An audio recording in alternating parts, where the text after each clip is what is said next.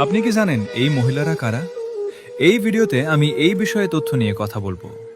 রাখাইনে Arakan army এ কর্তৃক 450 জনেরও বেশি রোহিঙ্গা মহিলাকে জোরপূর্বক নিয়োগ করা হয়েছে বলে জানা গেছে স্থানীয় প্রতিবেদন অনুসারে।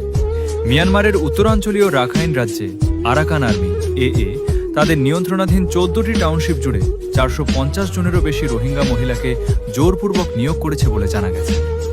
এই অভিযোগগুলো আরাকান আর্মির নিয়ন্ত্রণাধীন এলাকায় রোহিঙ্গা বেসামরিক নাগরিক, বিশেষ করে নারী ও শিশুদের নিরাপত্তা নিয়ে গুরুতর উদ্বেগ সৃষ্টি করেছে।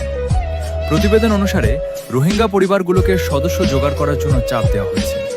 যেসব পরিবারে প্রাপ্তবয়স্ক পুরুষ সদস্য নেই, তাদের একজন নারী সদস্য জোগাড় করতে বলা হচ্ছে এবং দরিদ্র পরিবারগুলো আরও বেশি চাপের সম্মুখীন হচ্ছে বলে জানা গেছে। ধনী পরিবারগুলো টাকা দিয়ে নিয়োগ এড়াতে পারছে বলেও জানা গেছে। নিয়োগপ্রাপ্তদের মধ্যে 18 বছরের কম বয়সী মেয়েরাও রয়েছে, যা শিশু সুরক্ষা, শিক্ষার অধিকার এবং একটি সশস্ত্র গোষ্ঠী কর্তৃক নাবালকদের কথিত নিয়োগের বিষয়ে উদ্বেগ সৃষ্টি করেছে। স্থানীয় প্রতিবেদনগুলোতে আরও অভিযোগ করা হয়েছে যে নিয়োগপ্রাপ্ত কিছু রোহিঙ্গা নারীকে ধর্মীয় আচার অনুষ্ঠান ও পোশাকের ওপর বিধিনিষেধের সম্মুখীন হতে হয়েছে, যা ধর্মীয় স্বাধীনতা ও ব্যক্তিগত অধিকার নিয়ে আরও উদ্বেগ বাড়িয়েছে।